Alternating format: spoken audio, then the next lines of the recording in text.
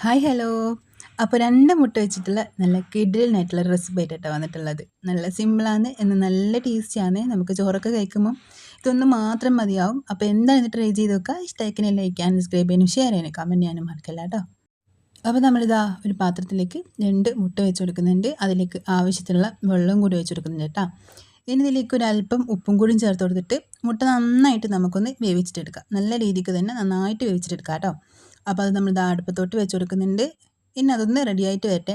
ആ ഒരു സമയം കൊണ്ട് നമുക്ക് ചെറിയൊരു അരവ് റെഡിയാക്കി എടുക്കാം കേട്ടോ. അപ്പോൾ അതിനായിട്ട് ഞാനിപ്പോൾ ഇതൊരു മിക്സിയുടെ ജാറിലേക്ക് 1/2 കപ്പ് തേങ്ങ ഇട്ട് കൊടുക്കുന്നുണ്ട്. തേങ്ങയിലേക്ക് ഇനി നമ്മൾ ചേർക്കുന്നത് കടുകാട്ടോ. അപ്പോൾ ഇത് നിങ്ങൾക്ക് വേണമെന്നുണ്ടെങ്കിൽ സ്കിപ്പ് ചെയ്യാം, നിർബന്ധമൊന്നുമില്ല. ഇത് ചേർത്ത് കഴിഞ്ഞാൽ ഡിഫറെൻ്റ് ആയിട്ടുള്ള ടേസ്റ്റ് ആട്ടോ ഉണ്ടാകാൻ. ഈ കടുക് ഇഷ്ടമില്ലാത്തവരാണെങ്കിൽ ചേർക്കുകയും വേണ്ട, അതിൻ്റെ ടേസ്റ്റ് ഒട്ടും ഇഷ്ടാവില്ല കേട്ടോ.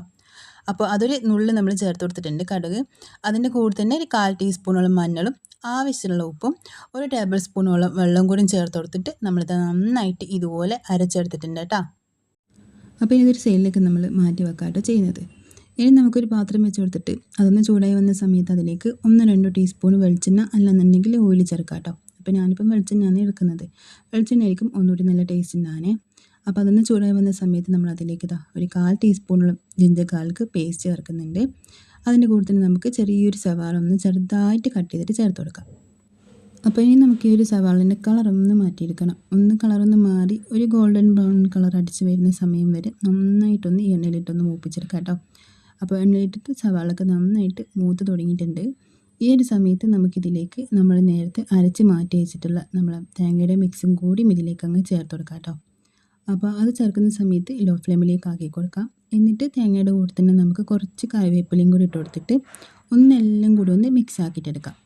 അപ്പോൾ നമ്മളിത് ഇതിലേക്ക് കറിവേപ്പിലയും കൂടി ചേർത്ത് കൊടുത്തിട്ട് ഒന്നുകൂടി ഒന്ന് നന്നായിട്ടൊന്ന് മിക്സ് ആക്കിയെടുക്കാം കേട്ടോ ചെയ്യുന്നത്. ഒരുപാട് സമയമൊന്നും വെച്ചിട്ട് മൂപ്പിച്ചെടുക്കേണ്ട ആവശ്യമൊന്നുമില്ല, ഒന്ന് മിക്സ് ആക്കിയെടുക്കാം. ഇനി നമുക്കിതിലേക്ക് ചേർക്കേണ്ടത് നമ്മൾ നേരത്തെ വേവിച്ചിട്ടുള്ള മുട്ട ഉണ്ടല്ലോ, അതിൻ്റെ തൊലിയൊക്കെ ഒന്ന് കളഞ്ഞ് ചെറുതായിട്ടൊന്ന് ഇതുപോലെ ഒന്ന് കട്ട് ചെയ്തിട്ട് ഇതിലേക്ക് ചേർത്ത് കൊടുക്കാം.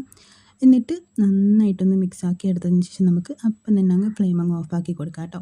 ഒരുപാട് സമയം കുക്ക് ചെയ്തെടുക്കേണ്ട ആവശ്യമൊന്നുമില്ല. ഈ ഒരു സമയത്തിന് നമുക്ക് ഫ്ലെയിം അങ്ങ് ഓഫാക്കി കൊടുക്കാം.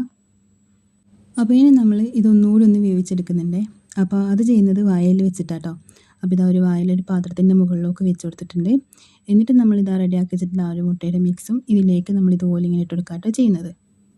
അപ്പോൾ നമ്മളിതിലേക്ക് ഇനി എരിവിനായിട്ട് വേണമെന്നുണ്ടെങ്കിൽ നിങ്ങൾക്ക് ഈ ഒരു സമയത്ത് പച്ചമുളക് കട്ട് ചെയ്തിട്ട് ചേർക്കാം. ഇനി അല്ലാന്നുണ്ടെങ്കിൽ നമ്മളിത് റെഡിയാക്കി എടുത്തതിന് ശേഷം അതിൻ്റെ മുകളിലേക്ക് ചില്ലി ഫ്ലെക്സോ അല്ലെങ്കിൽ കുരുമുളക് പൊടിയൊക്കെ ചേർത്ത് കൊടുക്കാം കേട്ടോ.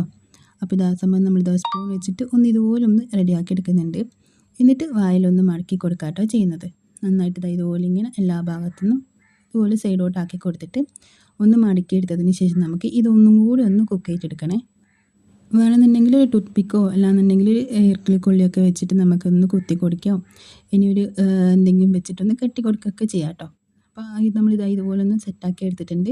ഇനി ഒരു പാനിലേക്ക് കുറച്ച് ഓയിൽ വെളിച്ചെണ്ണ വെച്ച് കൊടുത്തതിന് ശേഷം നമ്മൾ അതിൻ്റെ മുകളിലേക്ക് നമ്മൾ വായിൽ ഇതുപോലെ കെട്ടി വെച്ചതും കൂടി വെച്ച് കൊടുക്കുന്നുണ്ട് കേട്ടോ. എന്നിട്ട് ആ ഒരു വാഴയുടെ കളറൊന്ന് മാറി വന്നാൽ തിരിച്ചങ്ങോട്ട് കൊടുത്താൽ മതി. ഒരുപാട് സമയമൊന്നും വെക്കണ്ട, ഫുൾ ഫ്ലെയിമിൽ വെക്കാം. വാഴയുടെ കളറൊന്ന് മാറി തുടങ്ങുമ്പോൾ സ്മെല്ലൊക്കെ ഒന്ന് മാറി വരുമല്ലോ. അപ്പോൾ ഒന്ന് തിരിച്ചിട്ട് കൊടുത്തിട്ട് ആ ഒരു സൈഡും കൂടി ഒന്ന് കളറൊന്ന് മാറ്റിയെടുത്ത് കഴിഞ്ഞാൽ നമുക്കിത് ആ ഒരു പാത്രത്തിലേക്ക് മാറ്റി കൊടുക്കാം കേട്ടോ. സംഭവം ഇപ്പോൾ നല്ല സെറ്റായിട്ട് വന്നിട്ടുണ്ട്. ഇനി നമ്മളിത് പാത്രത്തിലേക്ക് മാറ്റി കൊടുക്കാം. അപ്പോൾ നല്ല സിമ്പിളായിട്ട് നമുക്ക് 2 മുട്ട വെച്ചിട്ട് വീട്ടിൽ പെട്ടെന്ന് ഉണ്ടാക്കിയെടുക്കാൻ വേണ്ടി പറ്റുന്ന അടിപൊളി റെസിപ്പി ആട്ടോ ഇത്. വെറൈറ്റിയൊക്കെ കഴിക്കാൻ ഇഷ്ടമാണെന്നുണ്ടെങ്കിൽ എന്തായാലും ട്രൈ ചെയ്ത് നോക്കുക. ചോറാണെങ്കിലും ചപ്പാത്തി ആണെങ്കിലും ദോശയാണെങ്കിലും ഒക്കെ കഴിക്കാൻ വേണ്ടി പറ്റുന്ന നല്ല അടിപൊളി റെസിപ്പി ആട്ടോ. ഈ ഒരു കറി മാത്രം മതിയാവും നമുക്ക് എന്തിൻ്റെ കൂടെ കഴിക്കാൻ വേണ്ടിയിട്ട്. അപ്പോൾ എന്തായാലും ട്രൈ ചെയ്ത് നോക്കുക. എരിവിന് ആവശ്യമുണ്ടെങ്കിൽ നമ്മൾ നേരത്തെ പറഞ്ഞ പോലെ തന്നെ കുറച്ച് ചില്ലി ഫ്ലെക്സ് അല്ലാന്നുണ്ടെങ്കിൽ കുരുമുളക് പൊടി ഈ ഒരു സമയത്ത് ചേർക്കാം. ഇനി അതും അല്ലാന്നുണ്ടെങ്കിൽ നമ്മൾ നേരത്തെ റെഡിയാക്കിയെടുക്കുന്ന സമയത്ത് തന്നെ നമുക്കതിലേക്ക് പച്ചമുളക് ചേർത്ത് കൊടുക്കാം കേട്ടോ. അപ്പോൾ ട്രൈ ചെയ്ത് നോക്കിയിട്ട് ഇഷ്ടമായി കഴിഞ്ഞാൽ ലൈക്ക് ചെയ്യാനും സബ്സ്ക്രൈബ് ചെയ്യാനും ഷെയർ ചെയ്യാനും കമൻറ്റ് ചെയ്യാനും ഒന്നും മറക്കല്ലേ. അപ്പം നമുക്ക് മറ്റൊരു നല്ലൊരു വീഡിയോ ആയിട്ട് പിന്നെ കാണാം. Bye, thank U.